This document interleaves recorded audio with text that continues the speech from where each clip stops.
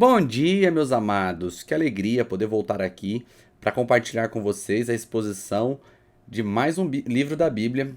Eu sou Mateus Sanches, serei aqui o professor de vocês nessa exposição e eu espero verdadeiramente que seja um período de muita alegria para a tua vida e para a minha também, porque a Bíblia tem esse poder de nos enriquecer. Como eu vou ler o segundo livro de Samuel, eu pego aqui a continuação do primeiro, ou seja, eu não vou gastar muito tempo aqui explicando a autoria e todas essas coisas. Mas não poderia deixar de fazer algumas observações a respeito do livro, do segundo livro, e também do seu autor, né? Você vai perceber que Samuel não aparece agora no segundo livro, e você pode se perguntar assim: se Samuel não aparece no segundo livro, se Samuel morreu antes mesmo do primeiro livro, como pode ter o livro o nome dele? Essa é uma discussão que muitas pessoas fizeram ao longo da história e, inclusive, muitos consideram um livro de autoria anônima, por se tratar dessa questão dele não estar presente em toda a história.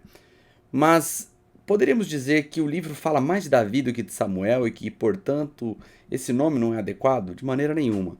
Samuel, embora não seja o personagem principal da história, Samuel é importantíssimo para mostrar essa transição entre o tempo dos juízes e o tempo da monarquia. Ele foi o último dos juízes, mas também foi aquele responsável por estabelecer um novo modo de governo na nação de Israel. Então ele é uma pessoa importantíssima. Os dois livros não foram escritos em momentos diferentes, né? É uma continuação. A grande probabilidade é que os manuscritos eram muito grandes, por isso foram divididos em duas partes. Você vai perceber que no capítulo 1 nós vamos concluir a história que vinha sendo contada em 1 Samuel. Depois vamos seguir com os processos que foram acontecendo na vida de Davi. Nós vamos ver ali primeiro Davi sendo coroado rei em Hebron. Depois nós vamos ver Davi sendo coroado rei sobre todo Israel. E nós vamos falar sobre a dinastia, a corte, os territórios sob domínio de Davi. Depois nós vamos ter uma terceira narrativa aqui, que é a narrativa da sucessão. Nós vamos falar sobre a generosidade de Davi com Mefibosete, o grande fracasso de Davi. Nós vamos falar sobre os problemas na família dele, com a filha, com o filho, com os filhos de modo geral. E nós vamos concluir isso falando sobre o desfecho de como foi a vida de Davi e como foram os principais oficiais de Davi. A história é incrível, uma das histórias mais lindas que eu mais gosto da Bíblia. Eu tenho certeza que você também vai se apaixonar por ela. O primeiro livro de Samuel termina com a derrota de Israel para os filisteus e também com a morte de Saul e de seu filho Jonathan. Essa batalha é uma batalha que marca um profundo momento na nação de Israel, um momento de tristeza.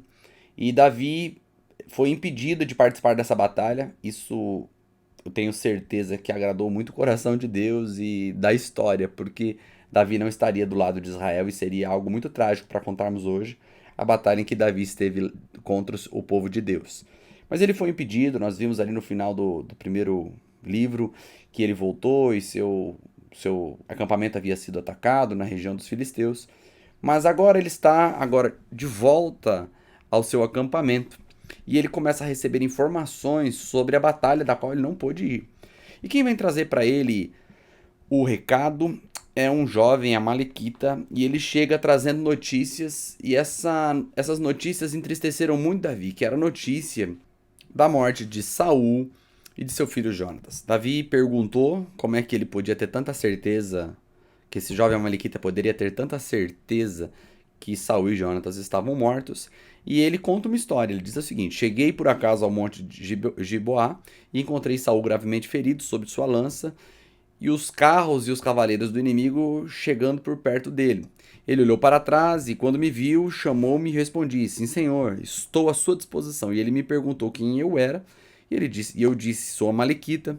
E ele respondeu: vem aqui e acabe com o meu sofrimento, estou morrendo, mas ainda estou consciente. Então fiz o que ele me pediu, eu o matei. Sabia que não sobreviveria por muito tempo, tirei a coroa e o bracelete dele e trouxe para o meu senhor, e aqui estão. Muitas pessoas, muitos estudiosos, eles tentam juntar a história que nós vemos ali no final do primeiro livro de Samuel com essa história aqui. Nós lemos lá no final do primeiro livro que foi Saul que tirou sua própria vida, e quando seu escudeiro olhou, ele já estava morto, e ele também foi e tirou sua própria vida. E agora nós vemos o Amalequita dizendo aqui que chegou depois, Saul não estava morto e ele acabou de matá-lo. Nós nem precisamos fazer um esforço aqui para tentar saber se essa história complementa aquela ou se ele estava mentindo. A gente só precisa ler aqui a intenção e como foi que Davi lidou com essa informação. A intenção do jovem era encontrar favor diante de Davi. Isso é notório, porque ele disse: eu trouxe para o meu senhor. Então ele teve um propósito. A hora que ele pegou ali esses artigos de Saul, ele já tinha um destino certo, né? Ele queria pegar a coroa e o bracelete e trazer para Davi. E talvez pensando que Davi poderia ficar feliz com isso, mas a reação foi inesperada. Davi começou a chorar, jejuar e mostrar tristeza pela morte de Saul e de Jonatas. E por conta disso, ele manda chamar Amalequita e fala: olha, você não teve medo de levantar a mão contra o ungido do Senhor? E no mesmo instante, Davi manda matar esse homem. E com um só golpe, esse homem morreu, caiu e morreu. E Davi mostra que em nenhum momento ele estava preocupado em viabilizar a palavra de Deus. Deus falou que ele ia ser rei, isso era uma palavra de Deus e ele entendia que o próprio Deus faria isso.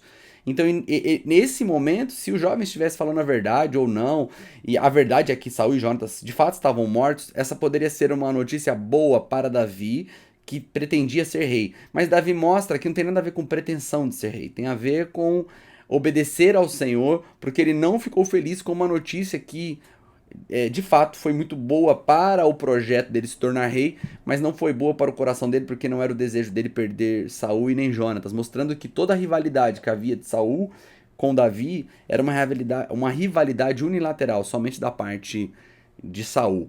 E aí nós vamos ver aqui que Davi canta um louvor, um louvor a Jonatas e a Saul, ou seja, uma música que homenageava eles, mostrando o tamanho do amor que ele tinha por esse pai, por esse filho. E ali nós já vemos o capítulo 2, Davi perguntando se ele deveria se mudar de volta ali para Israel, né, para alguma cidade de Judá, e a resposta de Deus foi sim, vá. E Davi perguntou para Deus qual era a cidade, Deus respondeu que era Hebron. E quando ele muda para Hebron com suas esposas, ele vai até lá e os moradores de Judá vieram a Hebron e ali mesmo proclamaram Davi rei sobre os clãs de Judá. Você vai perceber que o processo de coroação de Davi é um processo gradativo, ele não é coroado imediatamente como rei de todo Israel. Aqui ele é coroado somente sobre Judá. E interessante que quando ele chega lá, ele descobre que foram os homens de Jabes de Gileade que tinham dado um sepultamento digno a Davi. E aqui me encanta a habilidade que Davi tem de continuar demonstrando qual era o coração dele e querendo que as pessoas entendessem qual era o coração dele. Porque ele honra esses homens que tinham dado um sepultamento para Saul, mostrando que ele não considerava Saul como um rival morto, do qual havia necessidade de celebração. Pelo contrário, ele chorou pela morte de Saul e de Jonatas e agora estava honrando aqueles que deram um sepultamento digno. E isso começa a ser visto por todo Israel, que talvez conheciam Davi por um bom tempo de perseguição, pelos relatos e pela boca do rei Saul. Imagina o seguinte, que havia todo um conhecimento de Davi na nação de Israel, mas num tempo de rivalidade, de polarização, histórias surgem. Então muitas pessoas conheciam, sabiam que Davi era um cara bom, um homem de Deus, que Deus havia dado uma promessa para ele, mas por outro lado, havia uma outra narrativa por parte de Saul e daqueles que o seguiam de que Davi era um traidor. Então essa informação era dúbia sobre toda a nação e havia ali pairava aquele momento de quem é Davi. E Davi faz questão de chegar e de forma muito sábia se apresentar da forma que o Senhor o via, da forma que de fato ele era. E isso foi mostrando e moldando de forma lenta, mas de forma positiva, a imagem do futuro rei de todo Israel, para que as pessoas soubessem de fato quem ele era, apesar de todas as narrativas.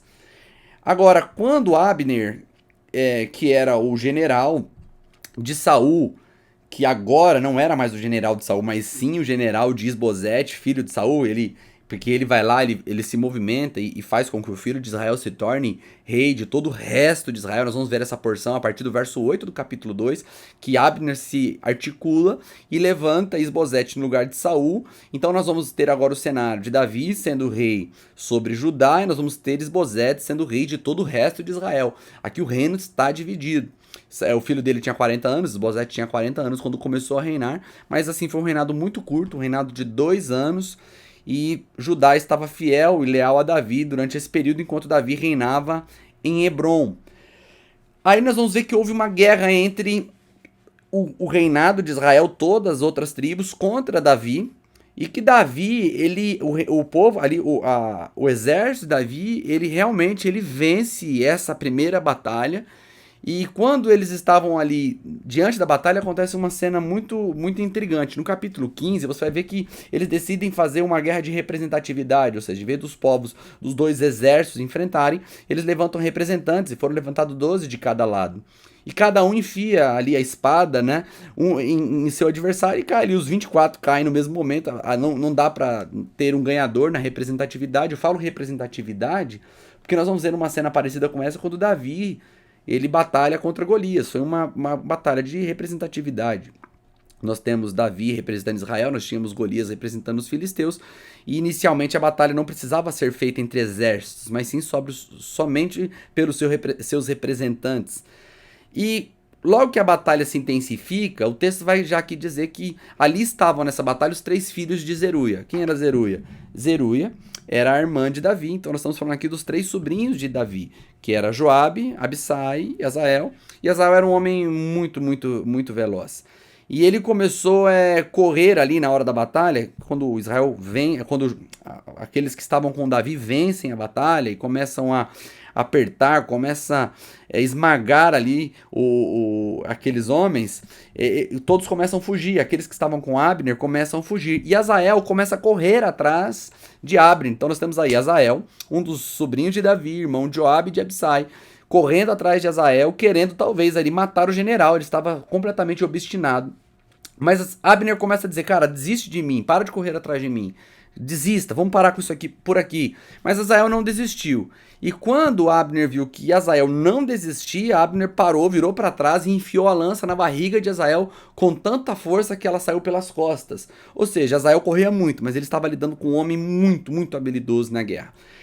Essa morte, ela era uma morte que era resultado de uma batalha, resultado de uma guerra. Ali não era uma briga leviana entre 2 pessoas, era uma batalha entre 2 exércitos, e ali Joabe não para, nem para poder ver o irmão morto, ele continua correndo atrás daqueles que estavam fugindo, até que Abner fala, gente, vamos parar com essa guerra, senão nós vamos trazer desgosto, porque nós não podemos tirar do pano de fundo que nós estamos tratando de uma guerra entre irmãos. Era uma guerra civil, não era uma guerra entre povos separados, era uma guerra entre irmãos, filhos de Jacó. Você que está lendo a Bíblia aí desde o início, talvez você nunca imaginava uma guerra assim, né?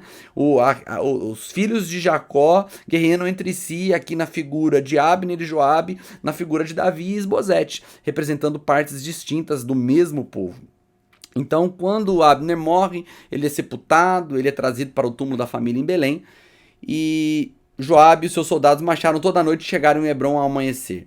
Quando nós chegamos no capítulo 3, nós já vamos ver que começa a ter uns conflitos lá na casa de Saul, e eles começam a ter problemas entre eles, né? A briga entre a família de Saul e de Davi continua, mas agora a gente também começa a ver os problemas entre a família de Saul, dentro da casa de Saul, dentro da corte de Isbosete. E quando Abner começa a ganhar força com isso, e ele toma posse de uma concubina de Saul. Isso é uma estratégia de domínio e de sucessão. Então aqui o texto mostra que Abner tinha interesses políticos, porque quando ele toma posse de uma mulher que era uma mulher de Saul, ele faz exatamente como Absalão fez. Nós vamos ver lá na frente com as concubinas do seu pai Davi, mostrando que era uma prática de domínio, ou seja, eu tomo posse das mulheres do antigo rei, já com pretensões políticas de mostrar que eu quero ser rei. Então Abner tinha aqui algumas pretensões políticas, mas quando ele é confrontado por Isbosete, ele mostra uma rebeldia muito grande contra Isbosete, e mostrando que ele não tinha medo, pelo contrário, que Isbosete é quem tinha medo de Abner, e Abner tava ganhando força com isso. Mas ele muda, se ele tinha qualquer pretensão, nós não vamos saber disso, é só uma inferência minha e inferência do texto. Mas nós vamos ver que Abner já vai atrás de Davi, querendo fazer uma aliança com ele. E quando ele vai conversar com Davi, nós vamos ver aqui que Davi aceita conversar com ele, mas ele já coloca uma condição. E a condição é que ele queria de volta a esposa dele, Mical. Você viu lá no primeiro livro que Mical é tirada de Davi e foi dada em casamento para Paltiel. E Davi então perde sua esposa, foi sua primeira esposa, e Davi exige que a esposa seja devolvida. Esbozete aceita a determinação de Davi. Talvez Esbozete nem sabia que essa era uma determinação que Abner tinha retirado de Davi através de uma negociação que para ele não estava tão claro, mas Esbozete decide atender isso, e essa mulher é tirada do seu marido, Mical é tirada de Paltiel, e esse cara vai chorando pelo caminho, pedindo que não faça isso, mas ele não tem sucesso. Abner manda ele voltar para casa e ela realmente é devolvida e restituída ao seu marido original, que era Davi. E aí, com tudo isso, Abner foi lá e conseguiu ter uma reunião com Davi lá em Hebron. Davi fez um banquete para ele. E Abner faz uma proposta. Ele diz assim: ó, estou pronto, deixe-me voltar e reunir todo Israel para que se submeta ao meu senhor, o rei. Eles assinarão um acordo para que o Senhor governe sobre eles como achar melhor. E Davi despediu Abner em paz.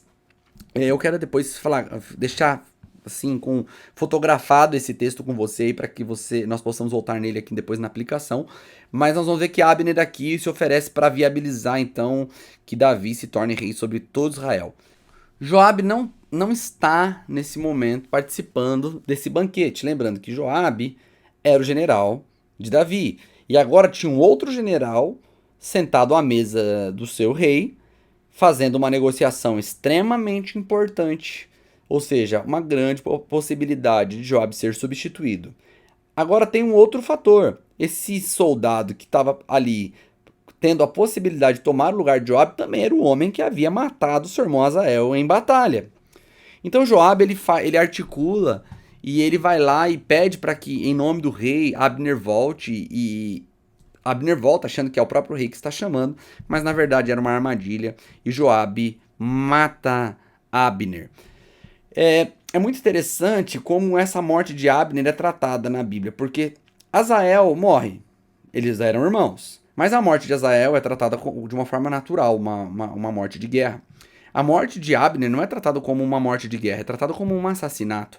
Porque não aconteceu em tempo de guerra, aconteceu em tempo de paz, aconteceu de maneira traiçoeira. E é assim que Davi vai tratar, durante toda a história, Joabe como um assassino que matou Abner de forma covarde. Eu não estou aqui dizendo que Abner era um bom homem, que Abner era um homem que de uma história ilibada. Ele tinha falhado, nós vimos como ele estava traindo o seu senhor. Mas nós vemos que nessa situação, Joabe ele não está pensando nisso, em vingar ou em ser justo. Ele está simplesmente pensando em si mesmo, na morte do seu irmão. E de maneira covarde ele mata Abner. Mas o interessante é que Davi, ele de novo vai fazer um pranto bem notório, vai fazer um funeral bem notório, para deixar claro para todo mundo, que ele não tinha nada a ver com a morte de Abner, lembrando que Abner estava articulando com os responsáveis, com as autoridades de Israel. Imagina a notícia chegando, que aquele que estava costurando um acordo de paz foi morto por Davi. Davi faz questão de mostrar que ele não tinha nada a ver com isso, e essa mensagem foi bem clara, todos entenderam que Davi era inocente, e ele vai dizer, e o rei disse o seguinte, bem no finalzinho, no verso 38, ele diz assim: o rei disse aos seus servos: percebam que hoje um príncipe e herói de guerra foi vítima de uma injustiça em Israel, mas eu, embora sendo rei ungido, não pude fazer nada para impedir. Os filhos de Zeruia são mais poderosos que eu, que o Eterno retribua ao criminoso o crime cometido. E nós terminamos a leitura dos três, na verdade a exposição dos 3 capítulos. Eu quero deixar só uma reflexão para você.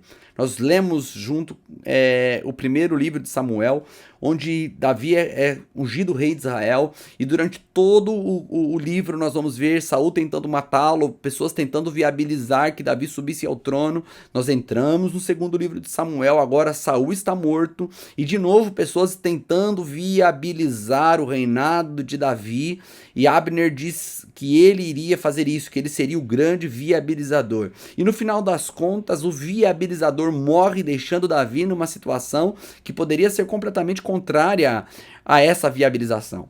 E Davi, de novo, está diante de algo que só Deus pode resolver. Ou seja, nós podemos ler a história até aqui e dizer que não foi homem algum que deu o trono a Davi, nem mesmo sua habilidade levou ele até o trono, nem mesmo as suas grandes batalhas ou sua grande vitória. Era um plano soberano de Deus, e Deus assim o fez, para que a honra e a glória fosse dada ao Senhor e não a Davi. Davi reconheceu isso, que ele foi o Senhor quem o tirou de trás das malhadas e o levou até o trono sem que ele precisasse articular coisa alguma. E aqui eu quero aplicar isso para a tua vida. Eu sei que você tem sonho, planos, eu sei que você no teu coração deseja coisas das quais você orou, e tem certeza que o Senhor quer isso para você também, porque você já pensou, analisou todos os pontos de vista, e agora você fica pensando, o que fazer para chegar aonde Deus quer que eu chegue? A grande verdade é que aquele que quer ser guiado por Deus aprende a ouvir o Senhor, assim como Davi fez, e fica tranquilo, porque aquele que está no controle é o Senhor, e se ele está no controle, ele faz todas as coisas. Por isso nós precisamos aprender a descansar no Senhor, confiar nele, saber que ele está no controle de todas as coisas e que ele nos levará aonde ele deseja. E quando nós temos o nosso coração assim, não é que nós nos tornamos uma pessoa passiva, que não faz nada, que não estuda, que não se prepara. Pelo contrário, nós estamos viabilizando o nosso interior, estamos nos tornando melhor e nos preparando para aquilo que Deus prometeu. Mas o caminho, as mudanças, as transformações, Deus fará. Isso não nos gerará ansiedade no caminho, pelo contrário, demonstrará a nossa plena confiança no Senhor. Então, se você crê que algo está para acontecer na sua vida, em vez de tentar articular o exterior, se prepare para viver aquilo que você crê que o Senhor já preparou para você. E o resto deixa para o Senhor, descansa, que Ele vai te levar. Que Deus abençoe e que você tenha um lindo dia.